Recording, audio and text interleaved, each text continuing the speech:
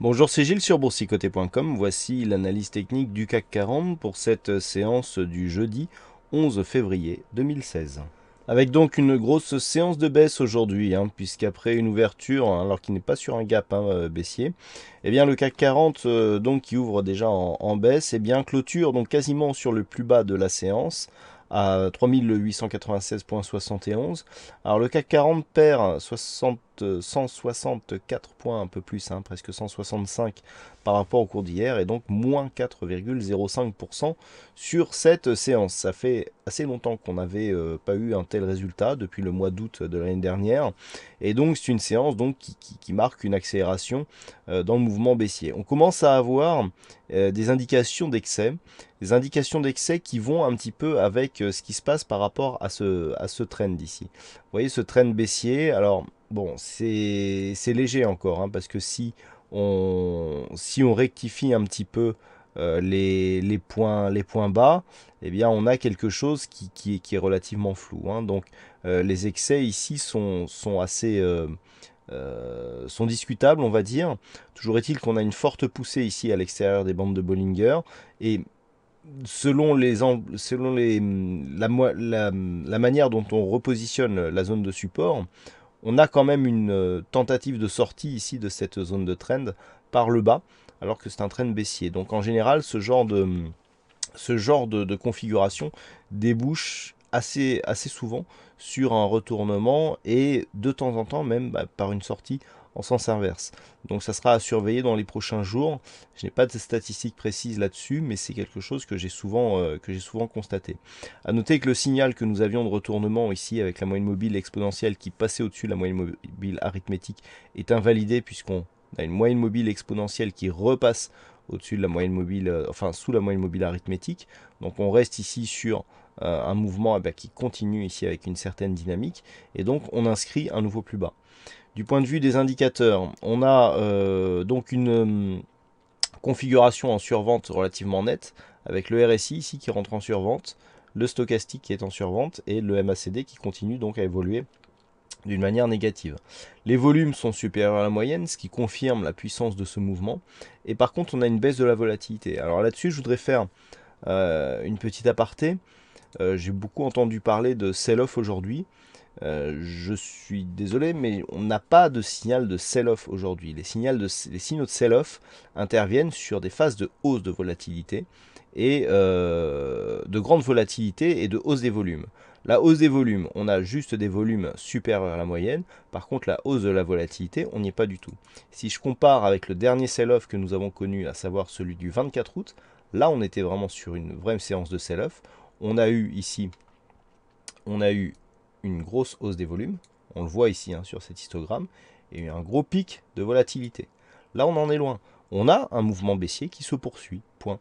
On n'a pas de sell-off, on n'a pas de capitulation, on a un mouvement, donc une dynamique qui est baissière, et donc un mouvement qui prend, je dirais, le chemin de la continuité. Alors les chiffres ont été un petit peu amplifiés parce que hier on était sur un rebond technique, mais pour l'instant on est sur une poursuite de mouvement baissier. L'impulsion ici a été faite sur cette bougie qui a cassé ici la zone des 4109. On est venu marquer ici un point bas. Le mouvement d'hier, comme je vous l'avais indiqué, n'était qu'un rebond que technique. Regardez comment on revient chercher ici l'ancienne zone de support qui est devenue résistance. Je veux parler de cette zone-là. On la perce, on vient inscrire un point bas, on rebondit suite à une phase d'excès. On revient chercher ici cette moyenne mobile exponentielle que je vous indique comme une zone de retour suite à un excès ici à l'extérieur des bols. On rebondit ici, donc rebond technique. On n'invalide absolument pas la poursuite du mouvement baissier, puisqu'on transforme ici une zone de support en zone de résistance. Et ensuite, on continue. Donc on est juste sur une phase de continuité baissière. Il n'y a pas de sell-off, il n'y a pas de capitulation aujourd'hui.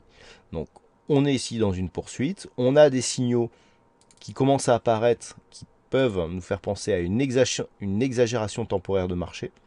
Mais ce signal n'étant pas assorti d'autres éléments qui pourraient nous faire penser qu'il peut y avoir un retournement, eh bien, il faut juste rester aux aguets et en cas de rebond technique, par exemple, viser un retour sur cette moyenne mobile 5 exponentielle. Hein.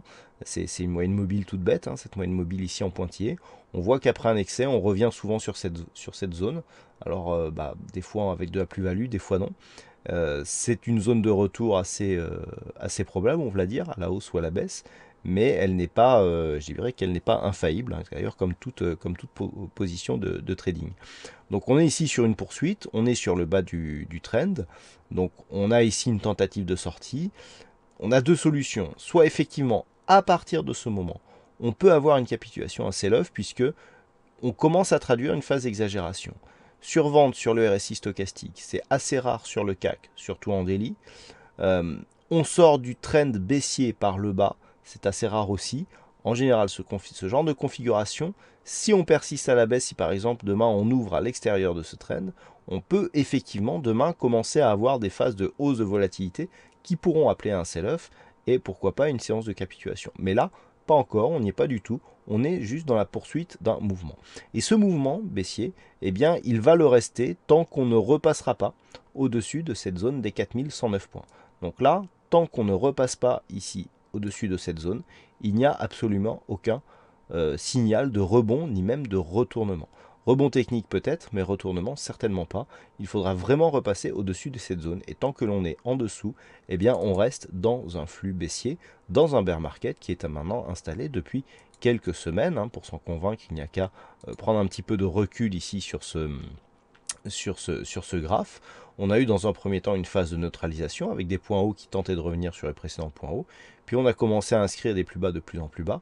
Lorsqu'on a inscrit ici cette phase, eh bien on commençait donc ici à partir dans un bear market puisqu'on inscrivait des plus bas toujours de plus en plus bas. Avant les plus hauts remontaient un petit peu. Et puis lorsque l'on est venu ici valider ce point haut moyen long terme inférieur au précédent et avec un nouveau plus bas donc depuis que nous sommes sur cette phase, on est sur du bear market parce qu'on a des points hauts qui sont descendants, des points bas qui sont descendants. Et dans un bear market, on descend plus vite que ce qu'on monte lorsqu'on est en mouvement haussier. Il est tout à fait normal que nous ayons des phases d'accélération comme aujourd'hui. Donc on n'est pas du tout dans une phase de marché si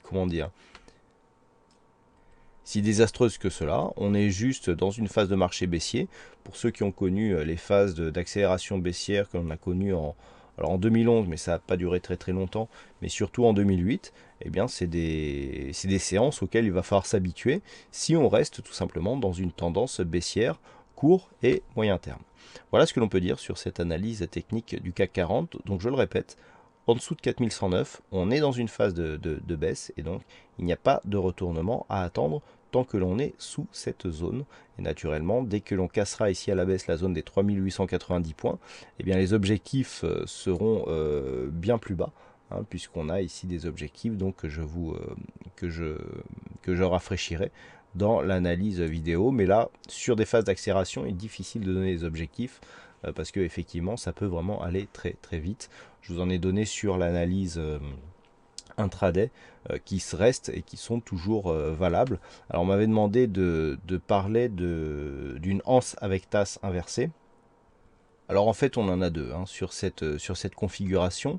La première en élargissant, non, elle sort du cadre. Donc la première elle se situe ici, sur la ligne d'eau qui se situe ici à 4494 points. On part d'ici, on décrit la tasse. Et ici, on fait la anse et ensuite on casse sur un gap. Là, on a environ 500 points d'amplitude. Cet objectif a été atteint puisque ici, entre 5000 et 4496, l'objectif était à 4000, donc il a été atteint ces récents jours. Donc, par contre, on en avait une autre. Alors, lorsque je l'avais présentée, celle-là, je me rappelle très bien, j'avais eu du mal à la valider parce qu'on avait ici une zone qui venait enfoncer un petit peu le fond de la tasse, hein, que l'on retourne, et que l'on retrouvait ici dans la anse. Alors ça serait facile pour moi hein, de dire aujourd'hui, bah tiens, l'objectif a été réalisé, je vous l'avais dit, sauf que du point de vue de la figure, on n'était pas tout à fait pur sur cette configuration. Et la deuxième configuration que nous avons, c'est ici cette zone, là, et cette zone ici de tasse que nous avons là. Cette configuration a les mêmes défauts que celle que je vous ai présentée à l'instant, à savoir ici des fonds de tasse qui sont quand même assez peu réguliers, on le voit ici et ici sur cette phase. La ligne d'eau étant ici à 4250 points, toujours ici avec un haut à 5000 points. On a 750 points d'amplitude, ce qui nous ramènerait sur un objectif à 3500 points.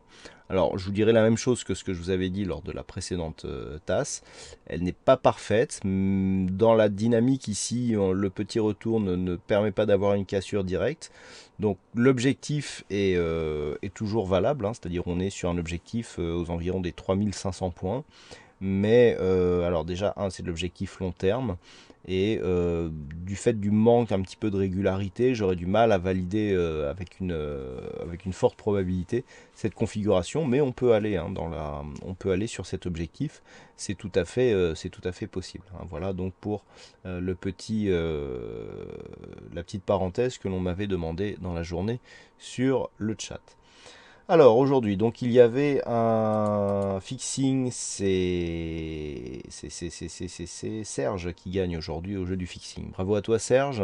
Et en ce qui concerne les statistiques, alors on a une bonne nouvelle, c'est que déjà on a des occurrences significatives pour cette configuration et des probabilités qui repassent à la hausse, hein. Donc on a un peu plus de 60%, 63% de probabilité haussière pour la prochaine bougie.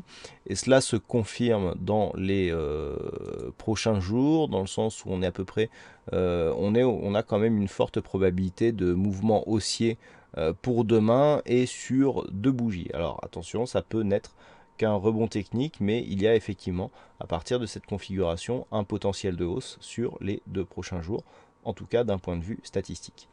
Voilà donc pour cette analyse technique du CAC 40. Bah écoutez, passez une bonne soirée, bonne chance dans le prochain trade. On se retrouve dès demain pour d'autres analyses techniques sur le site boursicoté.com.